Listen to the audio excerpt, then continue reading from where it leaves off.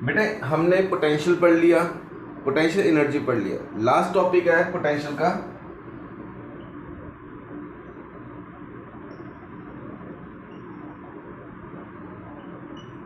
Equi potential surface.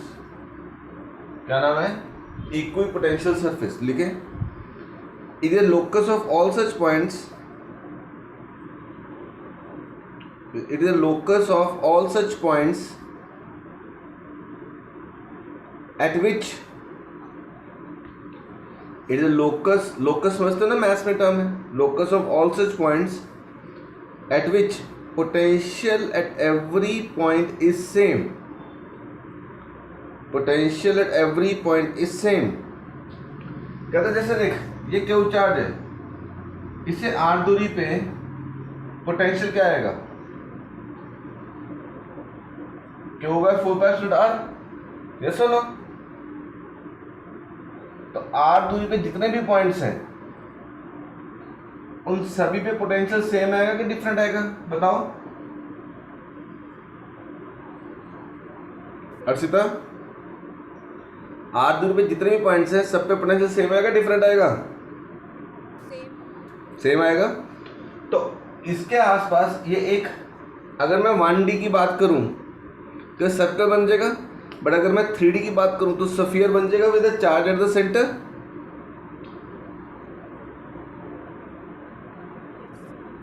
Yes और no? तो क्या लिखेंगे? तो equipotential surface, the surface where potential at every point, where potential at every point is same, where potential at every point is same।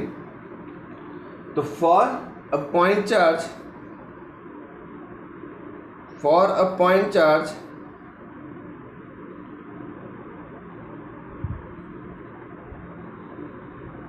the nature of equipotential surface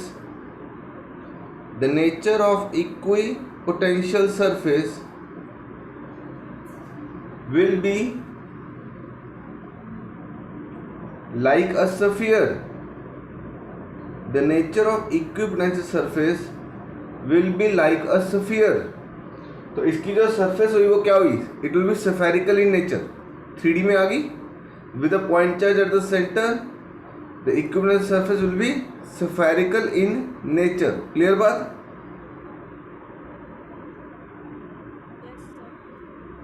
Harkaran, Bhargavi, Mayank 1, Mayank 2, Muskan, Siddharth, clear बात? तो with a charge at the centre the equipotential surface is spherical in nature. तो लिखे next. अगर आपसे paper में question आता है, draw the equipotential surfaces, draw the equipotential surfaces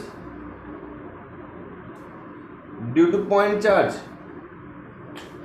तो अगर मेरे को इक्विपोटेंशियल सरफेसेस ड्रॉ करनी है ड्यू टू पॉइंट चार्ज, तो कैसे ड्रॉ करेंगे?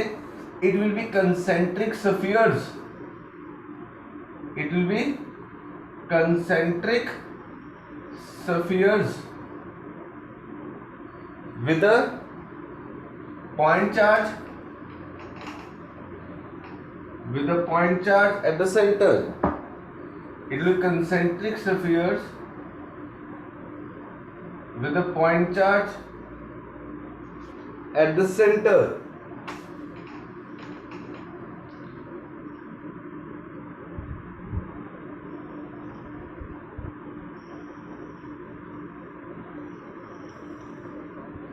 ठीक है। अब एक चीज़ का ख्याल रखना, मैंने इनके बीच की स्पेसिंग बढ़ाई है। क्यों?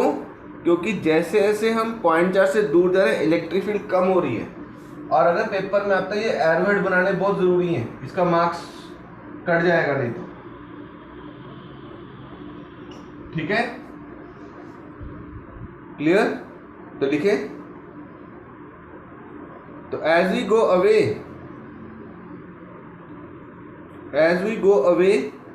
from a point charge,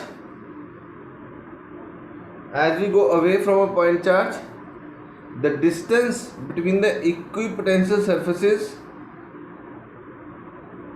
the distance between the equipotential surfaces increases.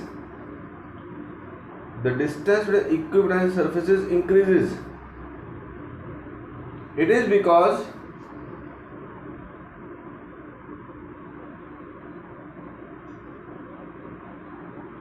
it is because as we go away from a point charge,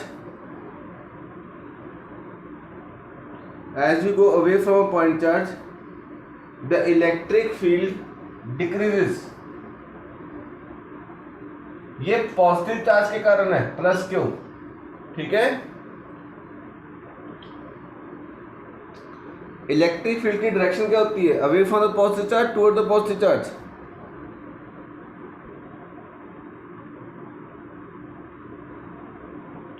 Muskan, away from the positive charge. तो अब अगर ये सेम क्वेश्चन, ठीक है मुस्कान, अगर ये सेम क्वेश्चन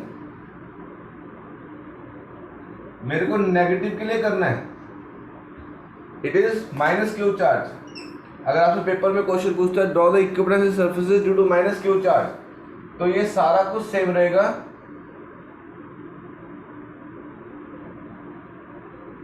बड़े arrowhead अंदर को हो जाएंगे।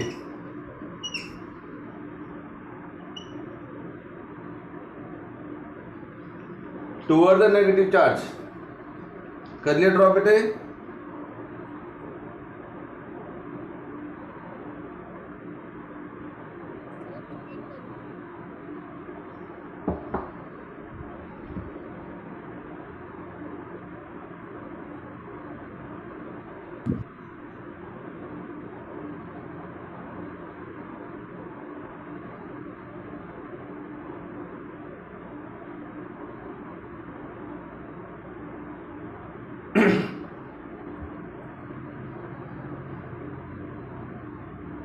कर दो board clean.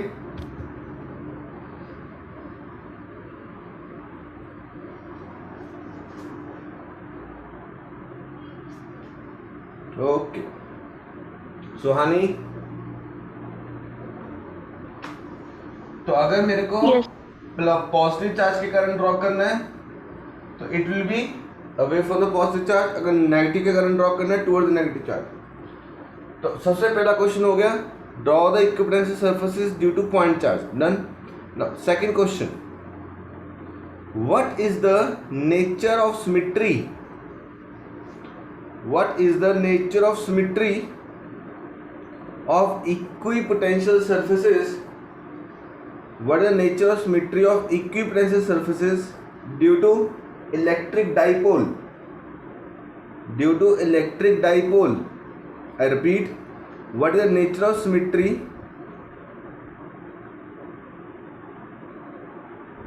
of equipotential surfaces due to electric dipole? उसका आंसर आएगा the nature of symmetry of equipotential surfaces due to electric dipole is cylindrically symmetric. Is cylindrically symmetric.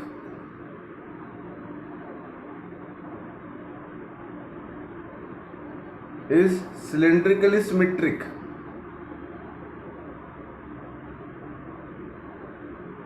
ठीक है। Next is draw the equipotential surfaces. Draw the equipotential surfaces due to uniform electric field. Draw the equipotential surfaces due to uniform electric field.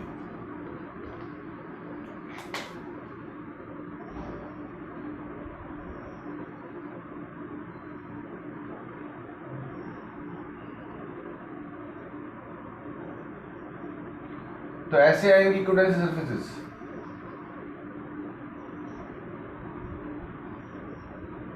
ठीक है,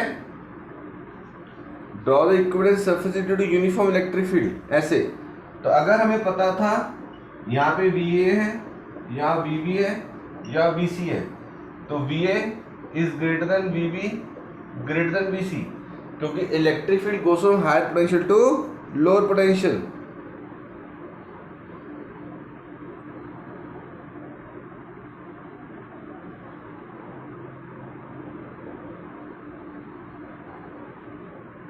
electric field goes from higher potential to lower potential, higher to lower, A पे ज़्यादा, B पे उससे कम, सी पे उससे कम।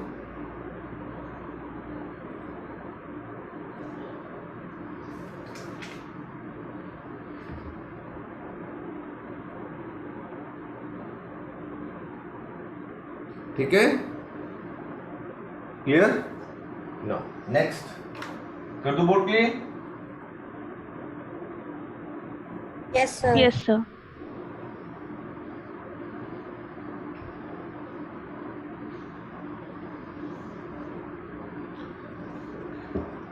Next is, अब देख वर्क डन का फॉर्मूला क्या था, अगर हमने याद करो तो पोटेंशियल का फॉर्मूला पढ़ा था वर्क डन अपॉन चार्ज। इसी चीज को अगर मैं ऐसे करूं, potential difference is work done upon charge,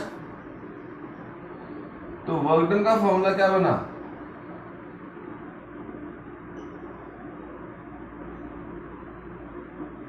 potential difference into charge. अगर ये पोटेंशियल डिफरेंस जीरो हो जाए तो वर्क डन जीरो हो जाएगा, यस और नो बताओ?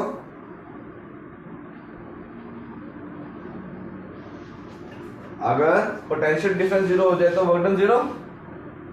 Yes, sir. तो हमें पता है कि अगर ये क्यू चार्ज है, इसके आसपास अगर सफियर है, इस पॉइंट पे, हर पॉइंट पे पोटेंशियल सेम है, A B C D E, yes और no? At all points the potential is same. तो अगर मैं चार्ज Yes, को sir. A से C ले जाऊं या C से E ले जाऊं, तो A और C के बीच में पोटेंशियल डिफरेंस कितना है, zero. C to E potential difference कितना है, जीरो। देयरफॉर हम क्या कहेंगे कि work done to move a charge from A to C is zero because A and C lie on an equipotent surface. Yes or no? Yes, sir. क्या लिखेंगे, work done to move a charge, work done to move a charge on an equipotential surface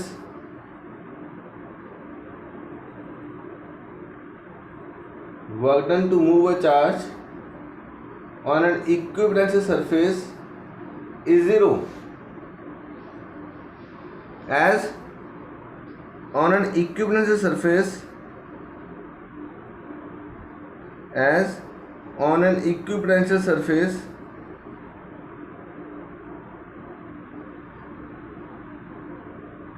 potential at every point,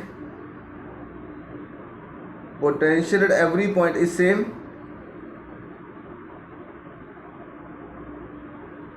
potential at every point is same,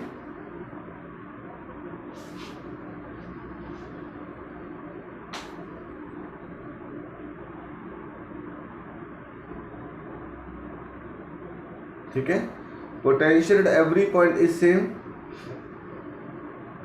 and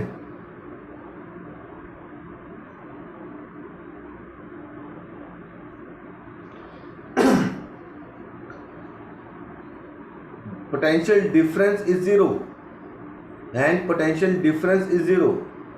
Therefore, work done to move a charge on an equipotential surface is zero. Work done to move a charge on an equipotential surface is zero.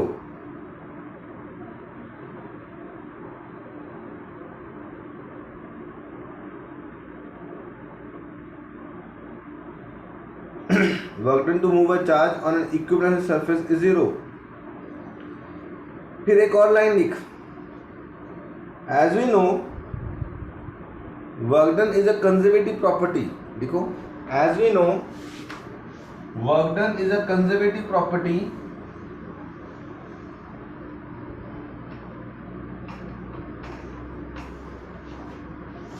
Work done is a conservative property, therefore it do not depend on path followed.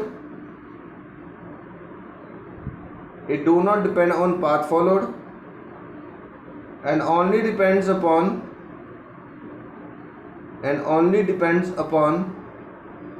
initial position and final position. ठीक है, याद रखना इस property को. Question देखो इसका जो board में आया हुआ है, ए टू बी गए एंड बी टू सी गए. ठीक है, a test charge q naught, a test charge q naught is taken from A to B and from B to C. I repeat, a test charge Q naught is taken from A to B and from B to C with a Q charge at the center.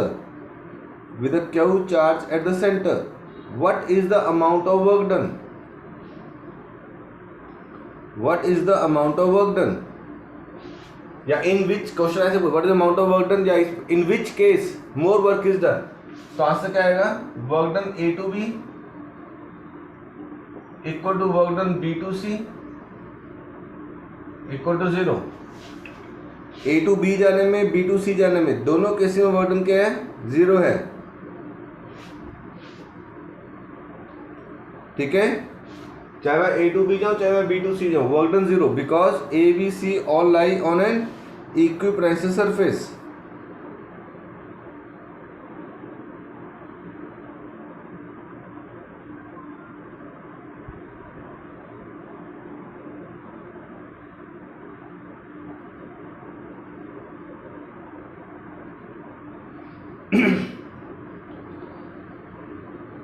ठीक है,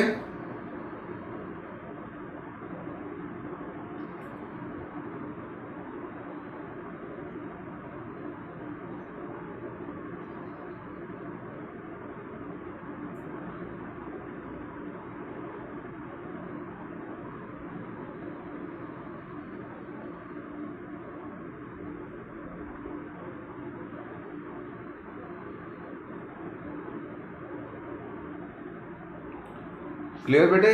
work done A to B. Next question लिखे, हो गया ये वाला. 2 minutes, sir.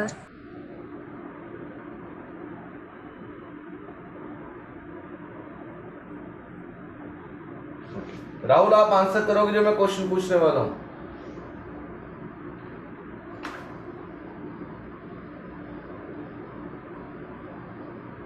Rahul Audible है बेटे? Yes. A test charge Q naught is moved in a semicircular path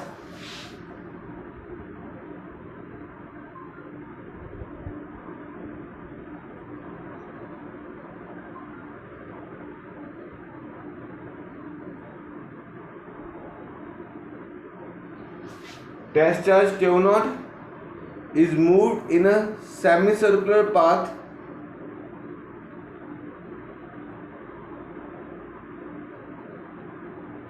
with a Q charge at the center.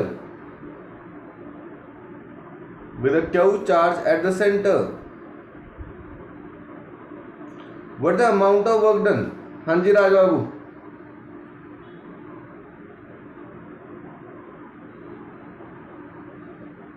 Siddharth.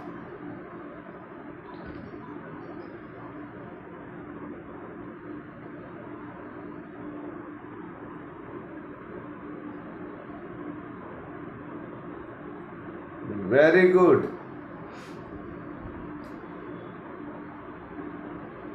Very good Arshita.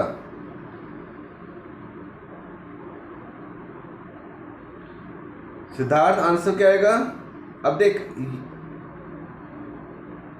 हाँ Siddharth, yes बोलो.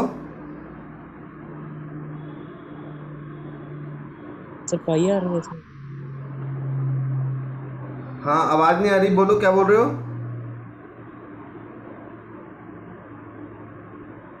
वो मैं कह रहा था पाईआर होगा. नो. राज आप बोलोगे, सॉरी राहुल आप बोलोगे. It is zero. देख ध्यान से, ये सारे पॉइंट्स इक्विवेलेंट सरफेस पे है कि नहीं है? Yes, sir. तो what is the amount of work done? It is zero. Amount of work done it is zero. Yes और no? Yes, sir. Clear?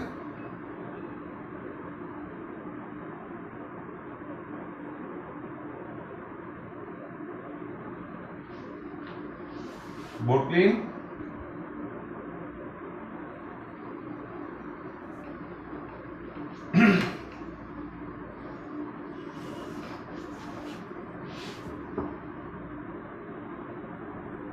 Now, next question. अब वर्क डन जीरो हो गया।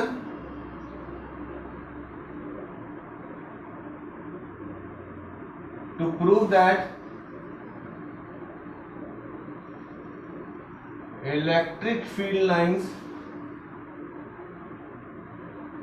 are always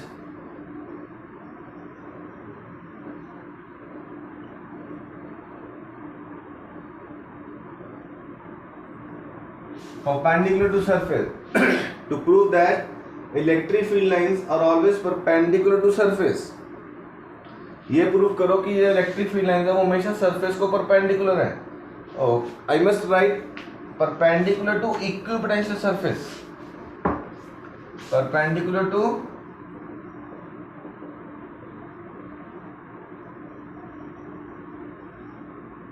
equipotential surface. Done. अब देख, as we no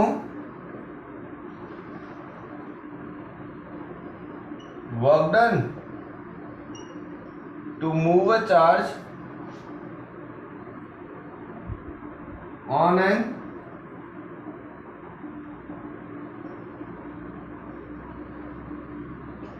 equipotential surface will be zero. Work done to move a charge on an equipotential surface will be zero. तो dW कितना आया?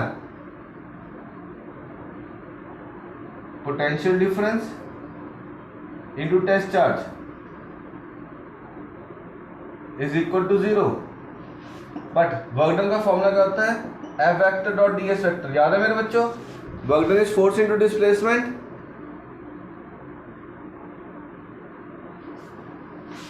ये क्या हुआ है?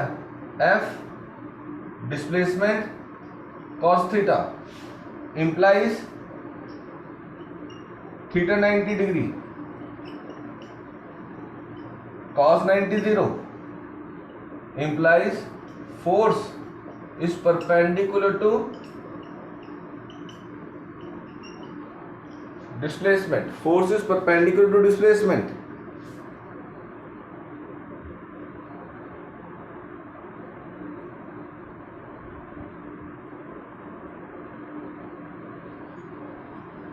ठीक है, force is perpendicular to displacement. अब अगर फोर्स परपेंडिकुलर तो इलेक्ट्रिक फील्ड और फोर्स की डायरेक्शन सेम है ना, तो लिखे and the direction of electric field and force is same. Direction of electric field and force is same, therefore direction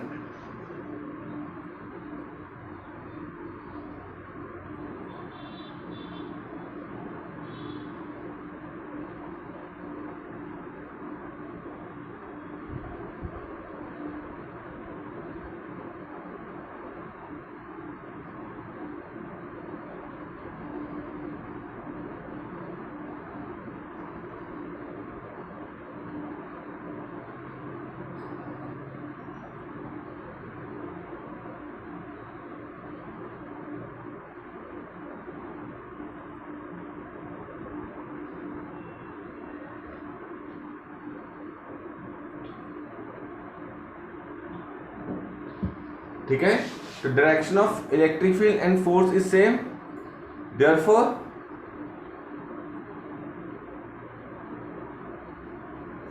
electric field lines are perpendicular.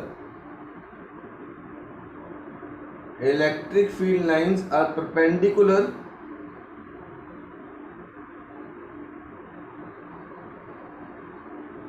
to the direction of displacement on an equipotential surface.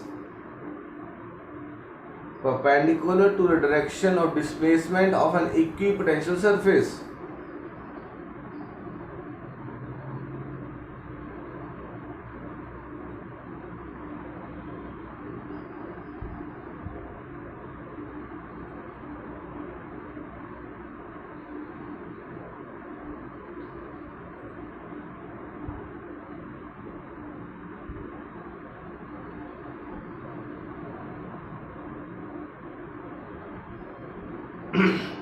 Board clean. Next point. Two equipotential surfaces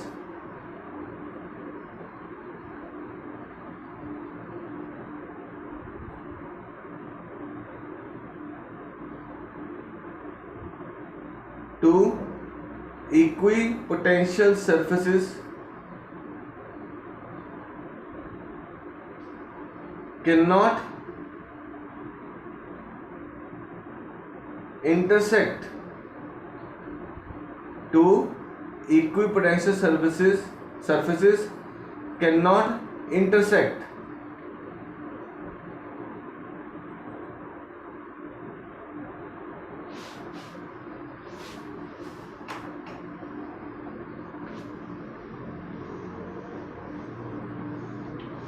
अब देख, जो तुम्हारी electric field lines है वो क्या है? Surface को perpendicular है, हाँ है ना? Electric field lines are perpendicular to surface. हम क्या लिखेंगे? Suppose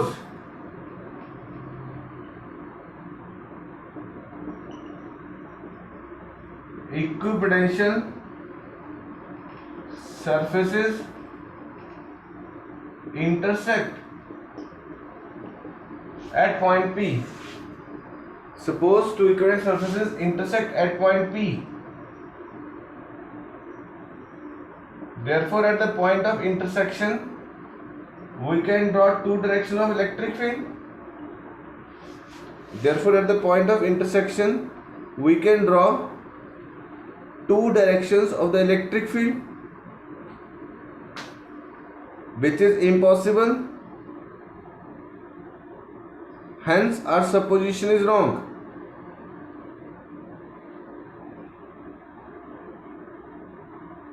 Hence, our supposition is wrong.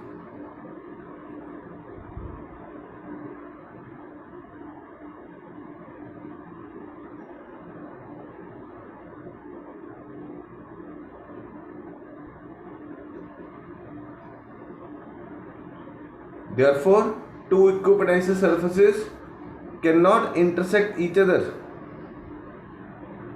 Two equipotential surfaces cannot intersect each other.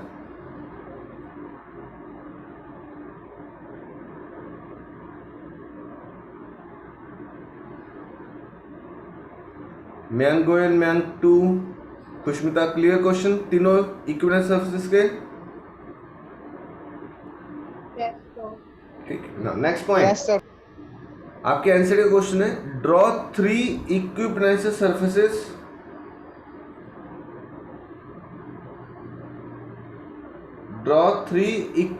Surfaces if the electric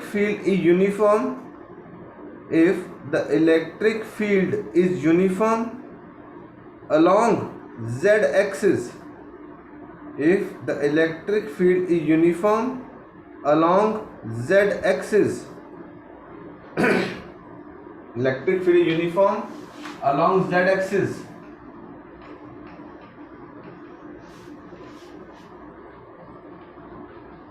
इसमें क्वेश्चन आएगा, ये ऐसे ड्रॉ करेंगे हम, let x y and z.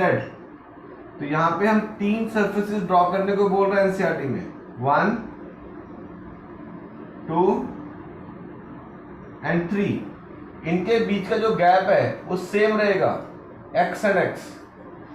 तो लिख लेना, draw three equipotential surfaces uniform electric field. तीन ड्रॉ की, they line xy plane and the distance between them is same, x and x. ना इसका सेकेंड पार्ट पूछता है draw 3 equivalent surfaces, draw 3 equivalent surfaces if the electric field is along z axis, if the electric field is along z axis and is increasing तो उसमें क्या करेंगे, electric field increasing है बेटे, तो उसमें क्या करेंगे, जैसे एक फील्ड ड्रॉ की, दूसरी फील्ड ड्रॉ की, तीसरी फील्ड, इनके बीच की स्पेसिंग कम करेंगे, x1 x2, तो x1 is lesser than x2. Electric field lines come close to each other, sorry, equivalent surfaces come close to each other.